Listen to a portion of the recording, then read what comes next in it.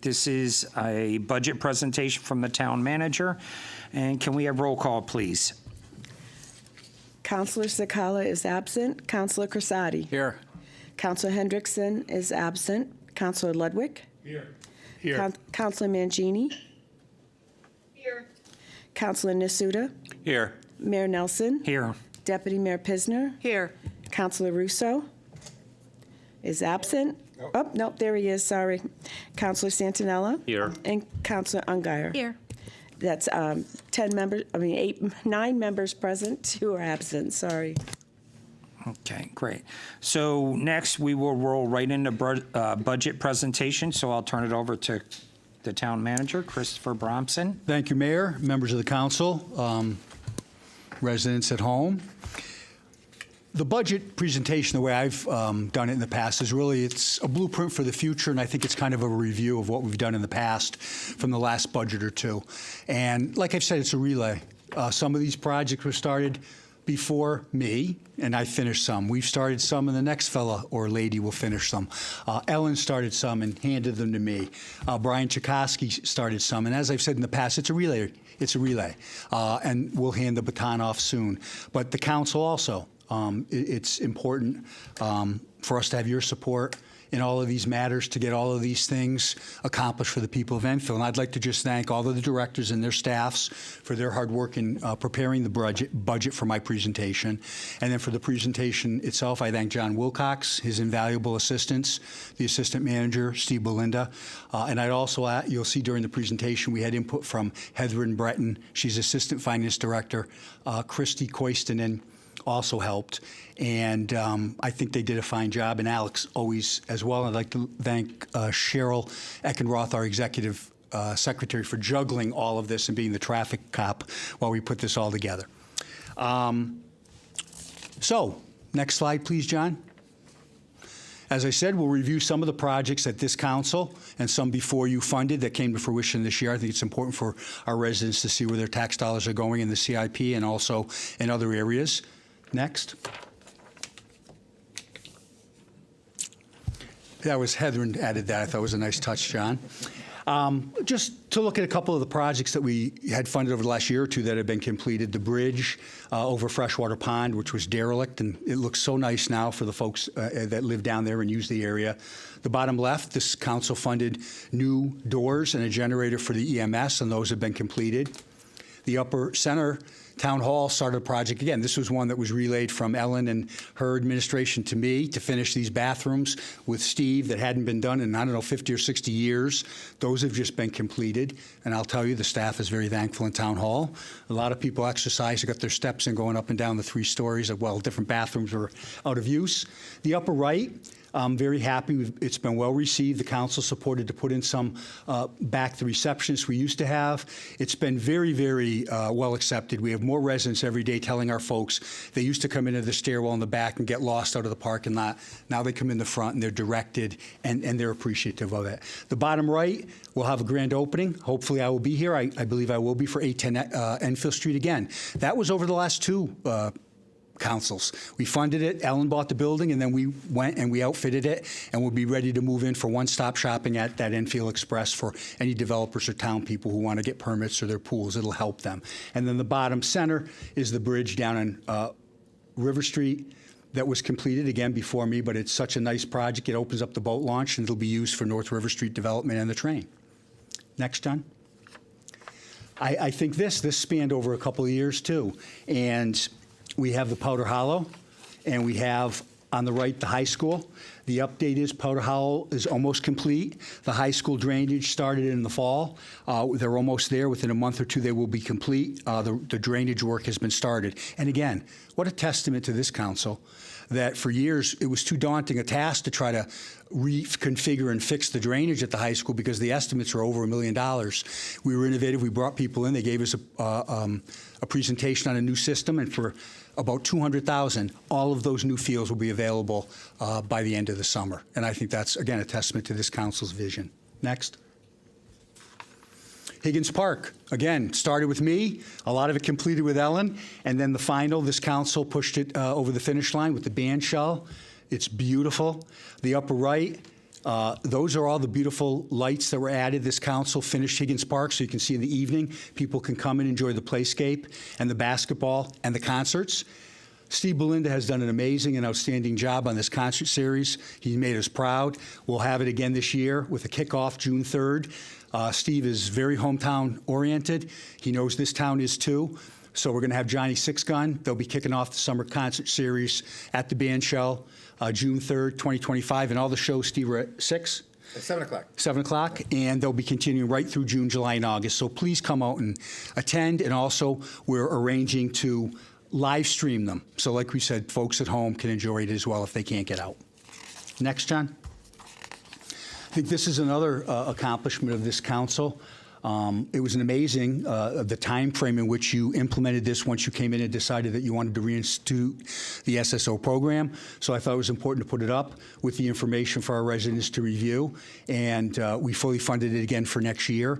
And I think they've really become part of the schools in which they serve. So we wanted to make a comment and thank you. And also a special thanks to Chief Rick Fox, because his work, diligence, and dedication in basically starting a new police department in under a year was an amazing task. And we thank him, Deputy Chief Kozlowskis, and Captain Nolan is the one who's the liaison to the program with the schools. And I hear very good reports back from the superintendent and from the chairwoman, Charlotte Riley.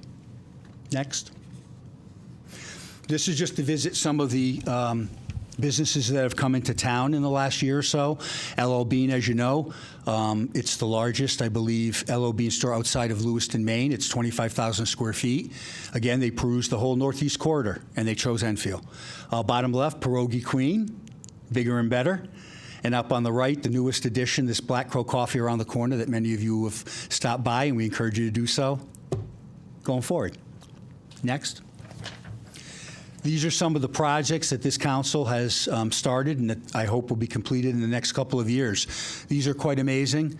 On the left, you can see the 33 River Street project, and we'll show that in a moment.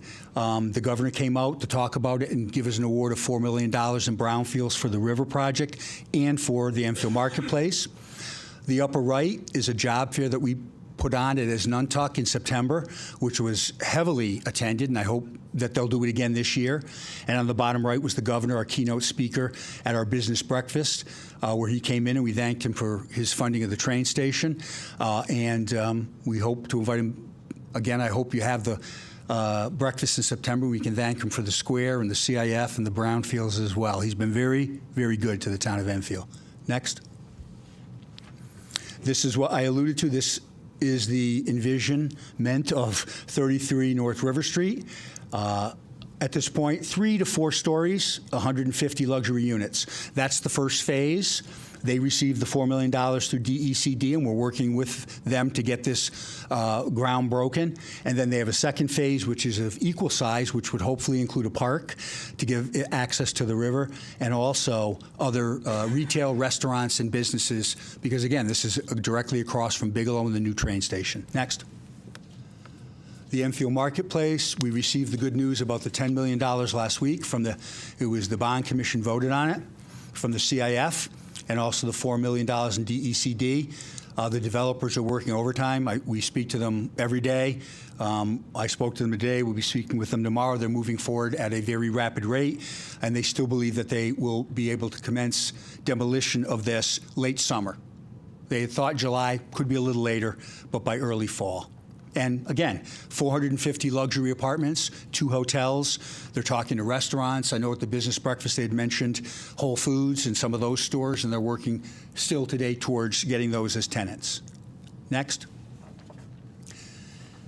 This is very exciting. Several years ago, this council had the vision to implement the TIF districts. On the left, you can see the current TIF district, which we just put in the area that covers Thompsonville, but it also covers the mall area. We currently in that fund, and I won't get into the details, but we have $1.75 million there. We use some of that to help us with the square. We're now looking, the council has referred this to subcommittee to say, okay, what other businesses do we want to help? Smaller businesses, other projects that we can do for smaller developers there. So One of the things this council had done, Aaron Markovich brought in the planners from across the country a couple weeks ago, and they had a plan with sort of ideas for projects in Thompsonville.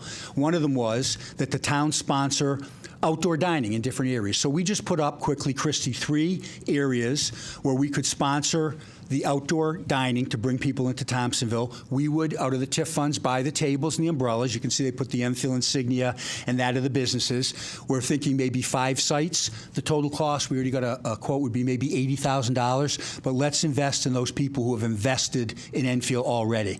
So that's just one idea I said we wanted to try to implement from the report, and that's the one we chose for now. And there will be others coming forward. Next. Well, thank you, Ronnie Salas. If you look at the top picture, that's a picture, and you know where that is in Thompsonville, the Strom Medical Center. He took it over, and now you can see the bottom, what a facade restoration can do, night and day. What we would like to do, on the right, going forward, you should consider the Route 5 TIF district going up the center of Route 5 to the state line. We are the gateway to Connecticut, so let's look like it. We need to refurbish, and we can do that through CDBG funds that Christie has already talked to the state, that we could actually, like the furniture, we pick the model that we'd like to see coming in, and we go to the business and say, if you'd like to do the facade, and you can come up with matching or in whole or a certain amount, but then it would be according to the town's design, and all those folks coming into the town now will say, wow, and feel the beautiful. Next. All right, down to the nitty-gritty. General fund revenue. We need to raise money to pay for our budget, for the services that we provide our residents. We only have a couple ways that we do it. Primarily, the first one you can see is our property taxes. $98 million is raised there. Motor vehicle, $10 million. We're going to talk about that later. Other taxes, about $11 million. Intergovernmental revenues, $33 million, and we'll talk about that on the next slide. That's from the state and federal government. Charges that we charge for services is about $1.5 million that we bring in. And investments, $1.9 million. Fines and forfeitures are small. That's sort of like the, shoveling walks or those type of things. $6,000, and license and permits is mostly like from Ray Stedward building permits. When they come in and they are going to do a project, they have to pay the building permit. We bring in about $1.2 million a year. And in the other one up above, services, a lot of those are town clerk. All right, next slide. So I said we bring in about, in intergovernmental funding, about $33 million. It's level from last year. There are some smaller programs, some come and go, but John knows these are the big ones that we've counted on, and there's no indication they're going to curtail them in the state. So payment in lieu of real property taxes, 1.3. And what that is, that's where the state, we get a lesser reimbursement on state property, so they make up the difference for us, such as Nuntuck, when we used to have the DMV and places that the state owns. No more colleges, as Nuntuck is out. But local capital improvement, 440 Town Road, we bring in a $511,000 from the state. Municipal projects, 256. This has been, as you can see, pretty much stable for several years. The Mashantucket Pequot money, 1.2, and the ECS cost sharing from the state, 29 million last year. We're projecting, John, we don't know yet, but it's safe to, he didn't increase it. So we're at 33,608,000. That's outside revenues from the state. Next, John. All right, so this is what everybody is most interested in. What are we going to do going forward? You can look at the 2025 adopted budget. Board of Ed was $77 million, town was $76, for a total of $154. Go to the left, our proposed budget. The Board of Ed is put in. Their budget would be $81,741,000. My budget on the town side is $80,382,000 for a total of $162. And if you look at the far right, you can see the percentage of change. And it's an increase, not a decrease. 5.57 from the Board of Ed, 4.67 from the town. So blended, the increase to the town taxes would be 5.12%. Next slide. These, I think it's important, in addition to the $80 million that we directly fund to the Board of Ed, we also provide in-kind services. This is a report that John generates for the state every fall. This was last year, and he'll do it this year. He doesn't expect any major changes, but as you can see, the total in in-kind services to the Board of Education is $15,382,000. Next. So this is the mill rate. We cut right to the chase. 25, the mill rate was 30.56. The proposed mill rate is 32.93. Up on the right, John is still convinced that the average home value is $235. We looked at that, and we're confident that that's what it is. And again, you may have a condo that's $100. You may have a smaller home that's $185. You may have a home that's a mansion, that's $1 million, but this is the average. So the taxes on a home in Enfield for $235,000 would be $5,417 per year. Next. I think we've gotten a lot of good feedback that residents like to see how does that break down, where does that money go. So if we base it on a $235,000 household paying the $5,417 in taxes, you can go through it and see where your money is spent. It's basically 50-50, 50 to Board of Ed, the other 50% is to the town, Public Works 12%, Public Safety 11%, and so forth, for a total of $5,417. Next. Water pollution control. As you know, this is an enterprise fund. It's a separate standalone department, and it's funded. It raises its money, and we expend the money from within their budget. It used to be we did it with the town and the general fund, and we don't do that anymore once we broke it out. And we've been over that ground several times. That was because the EPA and the state said we had to do it this way. So if you look at 25 to 26, we're basically stable. Our expenses, the cost of personnel, the operation, utilities, chemicals, capital, and you're going to have a breakdown of that next. And then the debt service, which is the money we pay when we spent about the $40 million to upgrade the facility. That's the debt service on it, $2 million a year. So we pay $9 million, about $10 million for water pollution control. Next. This, again, this is how we raise the money. This is the only method we have. So if you look to the right, you can see in 24, we still had the $39. That was a quarterly charge, so about $160 a year. Every resident would get that as a base. Last year, the council, as you can see in 25, they zeroed it out. We went from, and you can look at the gallon, the ratio, and we're just going to touch on this because we're going to have a separate meeting in June to set these rates by the council as Water Pollution Control Authority. So you can see the rates in 2025, what they were. We put them in. I think they're going to be almost the same for 2026, but John is going to now concentrate this over the next couple months to make sure. We made this change last year. We look in good shape. We actually have a little more revenue. But I want to remind you and the folks at home, when the council did this, you shifted the burden in a large way from individual homeowners to larger apartments and condos and businesses that were being taxed at a much lower rate, which really didn't represent their usage.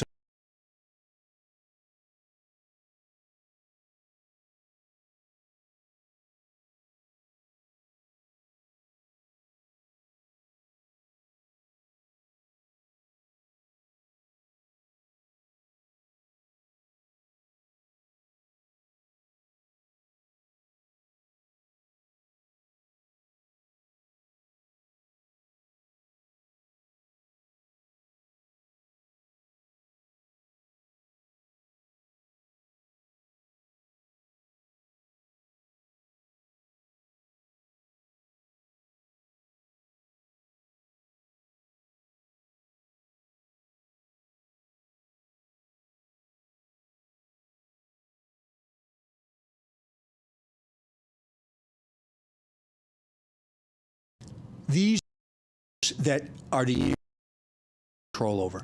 Employee benefits, we're estimating, we've been told, 14% increase this year, and then pension, Social Security, and Medicare as well for an increase of almost $1 million. Contractual union increases, these are the negotiated contracts. John puts the money aside, and then when they're done, he absorbs the impact. But for our purposes, those salaries will increase $1 million for next year.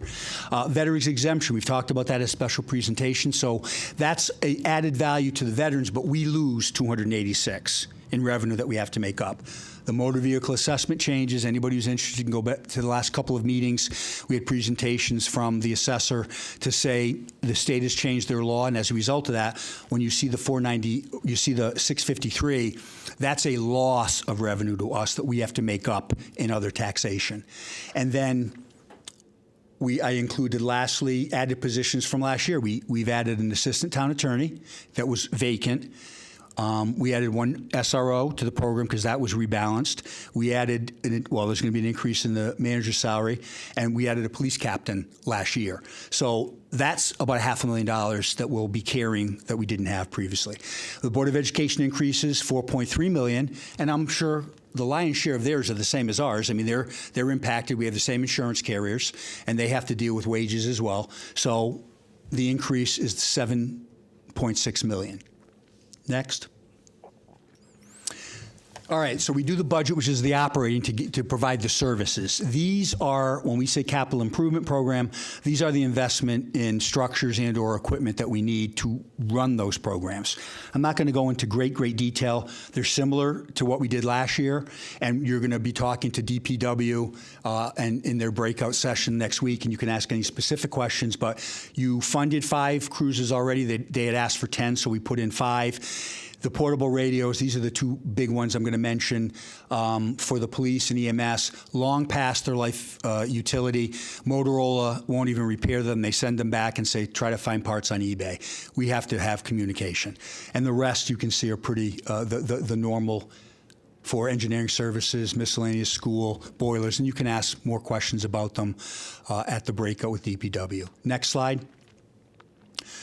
And these are the balance of them. We've been discussing them as we've gone forward, replacing, to make Alcorn the playscape safe, the gym floor, replacement at Alcorn.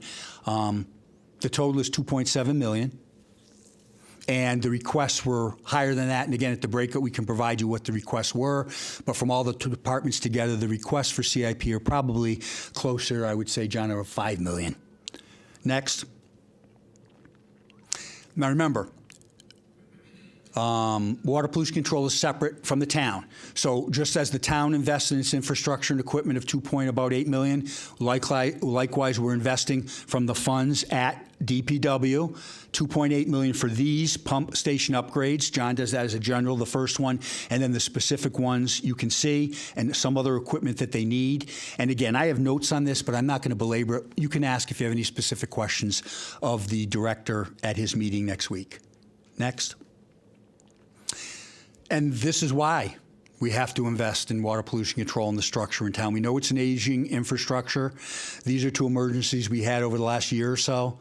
To Simon Road and Enfield Street. DPW did an amazing job. We had emergencies funding. The council was incredible with their support, but that was the cost of it. Enfield Street, $1 million. Simon Road, almost $500,000.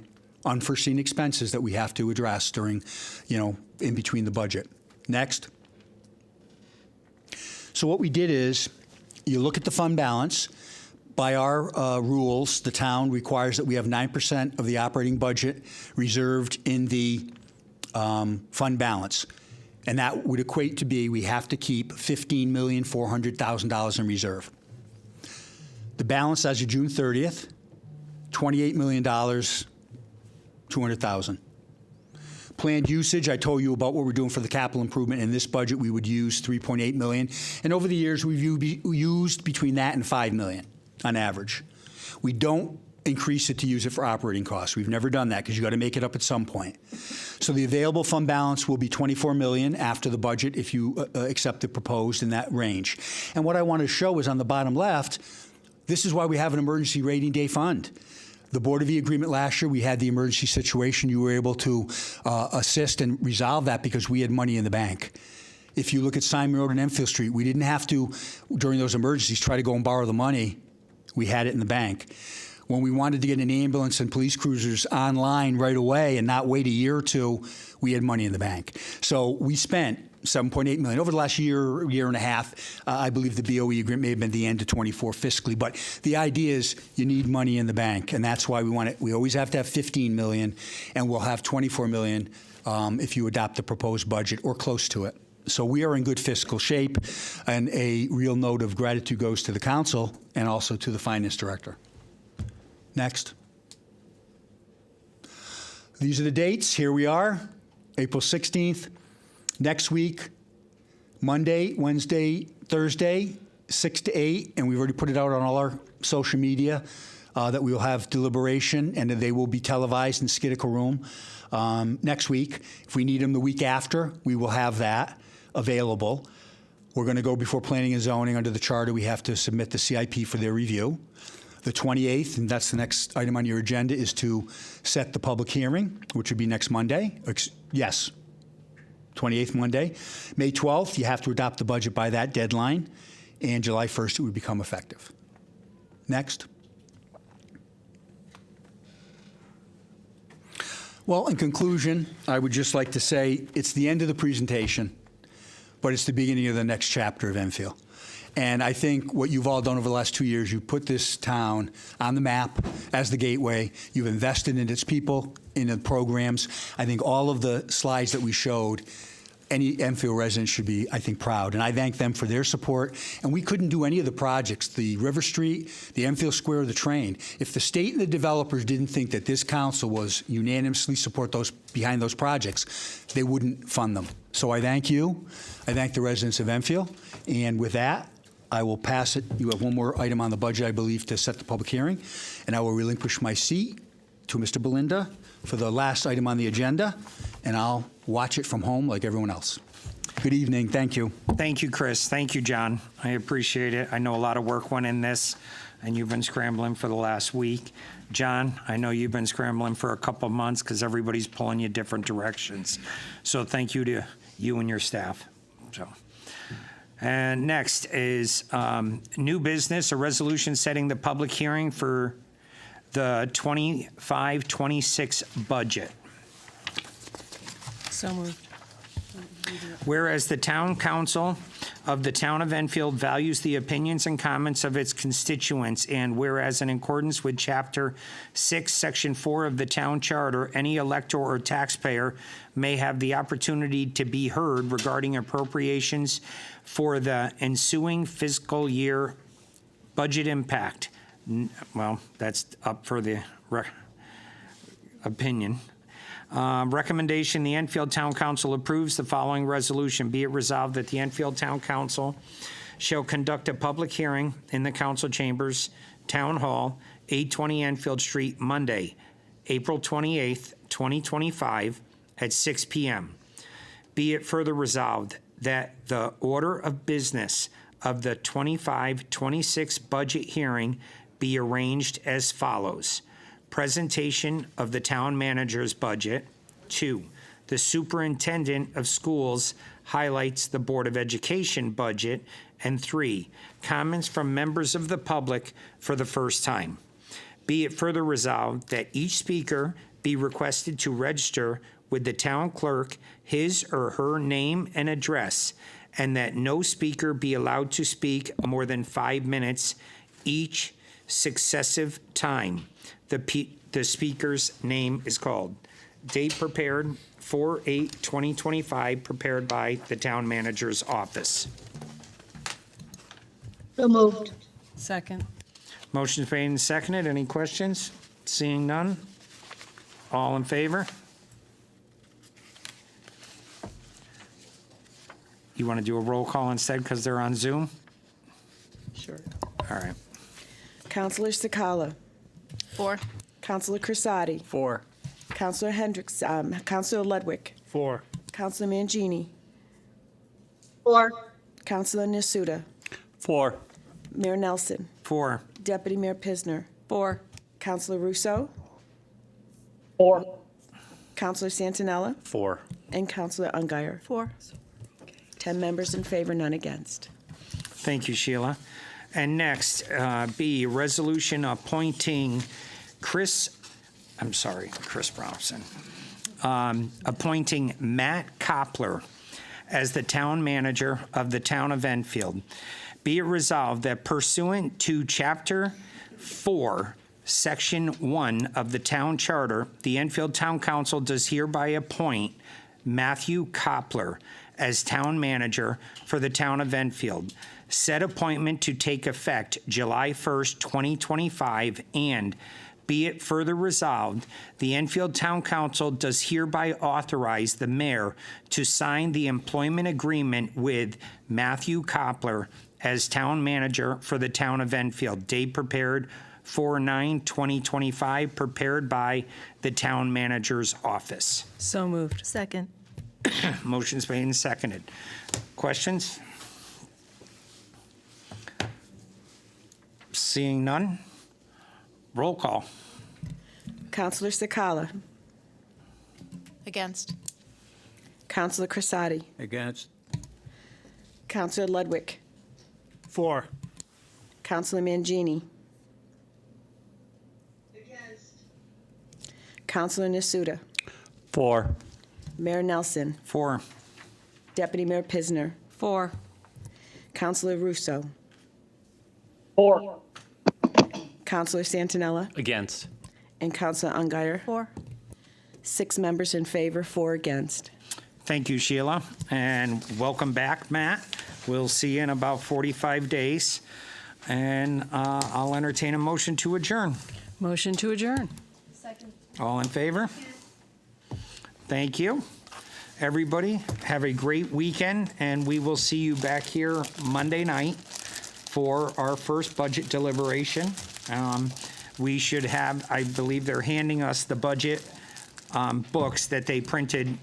They're not really books, but they printed these for us, so we have them to review until Monday. And then they're working on the real books at this point. And then what we saw tonight will come out, he said, so. Yeah, we'll probably get that in our packets, the Yeah. agenda, so.